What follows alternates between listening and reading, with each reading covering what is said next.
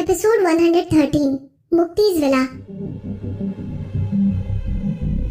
अपना सर हिलाने से पहले विधि बहुत देर तक चुप खड़ी रही। ऐसा नहीं था कि विधि उसकी बातों से कन्विंस हो गई थी, लेकिन वो बहुत ज्यादा मेघना की बातें नहीं सुनना चाहती थी। वो जानती थी कि उसको लेकर मेघना की इंटेंशन अच्छी है और मेघना बस उसका फ्यूचर सिक्योर करने की कोशिश कर रही है। हालांकि मेघना को आरव के इंटेंशंस के बारे में उतना नहीं पता था जितना कि विधि जानती थी। आरव अपनी चीजों को लेकर बहुत कॉम्प्लिकेटेड और डरावना था।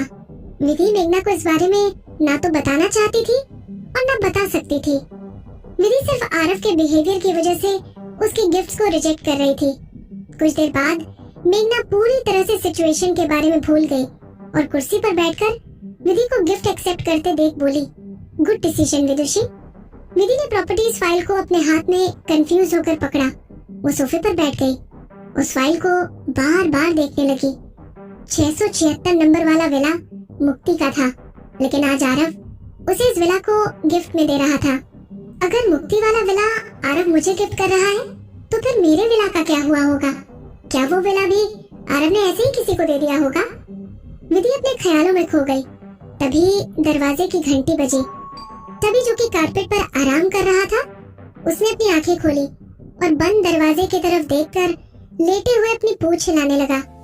तभी के इस रिएक्शन को देखकर विधि को समझ में आ गया कि दरवाजे की दूसरी तरफ कौन खड़ा है। जब भी मोहित विधि के घर आता है तभी तभी ऐसा रिएक्शन देता है। तभी जाओ जाकर दरवाजा खोलो। विधि ने आलस भरी आवाज में टबी को ऑर्डर दिया। मोहित ने टबी को किसी वेल ट्रेन्ड डॉग की तरह पाला हुआ था। टबी को बोल के फेच खेलना, दरवाजा खोलना और भी बहुत सारी ट्रिक्स आती थी। टबी सिर्फ किसी डॉग की तरह भौंक नहीं सकता था। विधि की बात सुनकर टबी के कान खड़े हो गए और वो दरवाजा खोलने के लिए अपनी जगह से उठ गया। वो दरवाजे के पास गया और उसने अपने पिछले दोनों पैरों पर खड़े होकर दरवाजा खोल दिया। हाय बिग बॉय। दरवाजे की दूसरी तरफ मोहित था। अनसरप्राइजिंगली मोहित ने जैसे ही टबी को देखा, वो उसको प्यार करने के लिए जमीन पर बैठ गया। मोहित टबी के नेक एरिया की तरफ स्क्रैच करने लगा।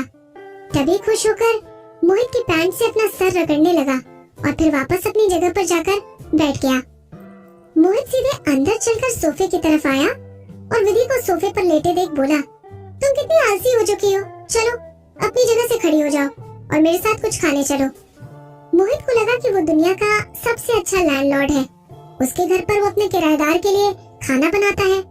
मोहित ने विधि को अपने हाथों से उठाने की कोशिश की, हालांकि विधि को उठने का मन नहीं था और उसने धीरे से सोफे पर लेटे हुए करवट बदल ली। करवट लेने की वजह से विधि के हाथों में दबी हुई फाइल जमीन पर गिर गई और सारे पेपर्स इधर उधर फैल गए। मोहित जमीन पर बैठा और सारे डॉक्यूमेंट्स को उठाने लगा। तभी उसकी नजर उस पेपर पर लिखे हुए एग्रीमेंट पर गई। मनाली, आरव कपूर तुम्हें मनाली में विला गिफ्ट कर रहा है। विधि ने बिना कुछ बोले मोहित के हाथ से फाइल ले ली। कुछ दिनों से मोहित के क्लोज आने लगी थी, लेकिन वो अपनी क्लोजनेस की लिमिट को जानती थी। वो दोनों एक साथ हंसते और खाना खाते थे, लेकिन उन्होंने आज तक कोई भी अपना सीक्रेट शेयर नहीं किया था। विधि और आरव की सिचुएशन विधि का सबसे बड़ा सीक्रेट था और वो सीक्रेट उसके दिल को चोट पहुंचाता था। आरव का नाम सुनते ही विधि का दिल अनकंफर्टेबल हो जाता था। वो इस सीक्रेट को बिना किसी को बताए अपने अंदर कहीं दबाना चाहती थी। मोहित ने उसको देखने के लिए अपना सर ऊपर की तरफ किया और उसकी नजरें विधि पर जाकर टिक गई। आरव कपूर तुम्हें गिफ्ट क्यों दे रहा है? ऐसा कुछ भी नहीं है। ये बोलकर विधि उन सारे पेपर्स को वापस ब्राउन कलर के एनवेलप में रखने लगी। मोहित ने विधि को ऐसा करते घूर कर देखा। आपस में नजरें मिलने की वजह से विधि मोहित को समझाने की कोशिश करने लगी। वो अपनी मिसअंडरस्टैंडिंग को लेकर मेरे से माफी मांगने की कोशिश कर रहा है। मोहित के कैजुअल एटीट्यूड की वजह से उसका चेहरा और सीरियस लगने लगा। सिर्फ माफी मांगने के लिए कोई भी इतना महंगा विला किसी को क्यों गिफ्ट करेगा? विधि चिढ़ गई। बॉस, ये मेरा पर्सनल मैटर है। विधि को मोहित का इंटेरोगेटिंग बिहेवियर पसंद नहीं आया। आखिरकार विधि को कोई क्या गिफ्ट दे रहा है? ये सब कुछ मोहित की प्रॉब्लम नहीं थी। विधि ने मोहित को अपनी बात समझाना ना सही समझा। इस गिफ्ट को वापस कर दो, मोहित ने कहा। मोहित के चेहरे पर गुस्सा दिखने लगा था। मैं आपको पहले भी बता चुकी हूँ, ये मेरा पर्सनल मैटर है। मैं तुम्हें बोल रहा हूँ कि इस गिफ्ट को वापस कर दो। मोहित की आवाज भारी हो गई। वहीं दूसरी तरफ टमी मोहित की आवाज सुनकर कुछ समझने की कोशिश कर रहा था। बेशक वो वेल ट्रेन था, लेकिन वो पूरी तरह इंसानों की बात नहीं समझ सकता था। नहीं, विधि ने बोला। विधि को पसंद नहीं था कि कोई इसकी प्रॉब्लम में अपनी टांग अड़ा रहा है। मोहित के इंटरफेरेंस के अलावा वो इस बार अपनी लाइन को क्रॉस कर रहा था। विधि अपनी आंखों से अपना गुस्सा जाहिर करने लगी। मोहित उसको देखकर तंग होने लगा। विदुषी, क्या तुम्हें मनाली में कोई दूसरा विला चाहिए? मैं तुम्हें गिफ्ट कर दूंगा। आरव कपूर अच्छा आदमी नहीं है, तुम्हें उसके गिफ्ट एक्सेप्ट नहीं करने चाहिए। तुम अभी के अभी इस फाइल को वापस कर दो। मुझे अच्छे से पता है कि आरव कैसा आदमी है, विधि बोली, और मुझे आपसे कोई गिफ्ट नहीं लेना है। तुम मेरा गिफ्ट लेने के लिए तैयार नहीं हो, लेकिन उसका गिफ्ट एक्सेप्ट कर सकती हो। मोहित के एक्सप्रेशन और ज्यादा सीरियस होने लगे। विधि उसके चेहरे के एक्सप्रेशन को देखकर कुछ पलों के लिए घबरा गई, लेकिन उसने जल्दी से अपने आप को शांत कर लिया। तुम बिल्कुल दो अलग चीजों की बात कर रहे हो मोहित। वो मोहित की बात से बिल्कुल खुश नहीं थी और उसने मोहित को बॉस बोलने के बजाय उसके नाम से बुलाया। वैसे भी मोहित, मैं तुम्हारी क्या लगती हूँ? तुम मुझे विला गिफ्ट करने की बात कर रहे हो। तुम्हें क्या लगता है विला गिफ्ट करना किसी को च्युइंगम का पैकेट देने के बराबर है? वो किसी से इतने लार्ज अमाउंट की प्रॉपर्टी बिना किसी रीजन के कैसे ले सकती है? मोहित ने हल्की आवाज में पूछा। तो फिर आरव कपूर तुम्हारा कौन लगता है? विधि ने अपने होठों को दबा लिया और आगे कुछ नहीं बोली। आरव उसका क्या लगता है?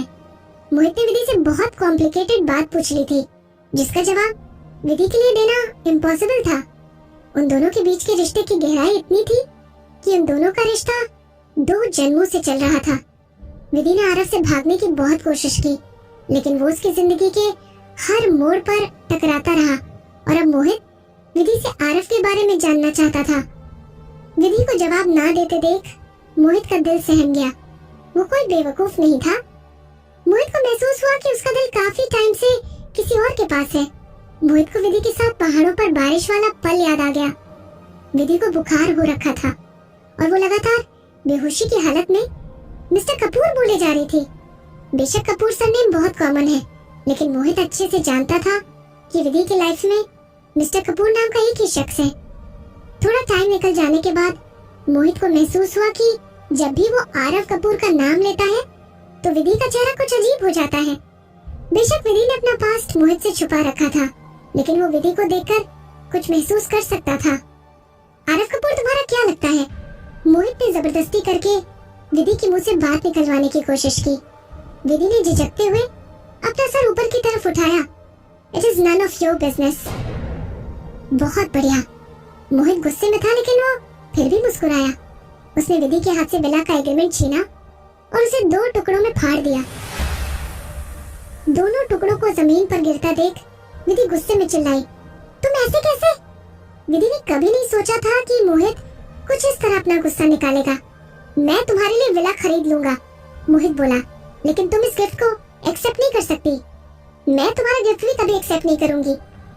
विधि अपनी नाराजगी को मुस्कुराहट में बदलते हुए बोली, मोहित, मेरी लाइफ में इंटरफेयर करना बंद करो। तुम क्या सोचते हो कि मैं तुम्हारे पैसों से अट्रैक्ट होकर तुम्हारी बन जाऊंगी और फिर तुम अपनी मर्जी से कुछ भी कर पाओगे? तुमने ऐसा सोच भी कैसे लिया कि मैं तुम्हारे विला को एक्सेप्ट कर लूंगी? मैं तुम्हें बताती हूँ, तुम्हारे दिए हुए 100 विलास भी उस एक विला को रिप्लेस नहीं कर सकते। विधि ने अपना सारा गुस्सा मोहित पर निकाल दिया। उसको आरव का दिया विला भी नहीं चाहिए था, लेकिन वो इस बात के लिए मोहित की बातों को टॉलरेट नहीं करना चाहती थी। बेशक विधि आरव के दिए गए विला को लेना ना चाहती हो, लेकिन अब विला उसके नाम हो चुका था और मोहित का कोई हक नहीं था कि वो विधि को रोक सके। अगर मोहित भी ऐसा ही करेगा तो उसमें और आरव में क्या डिफरेंस रह गया?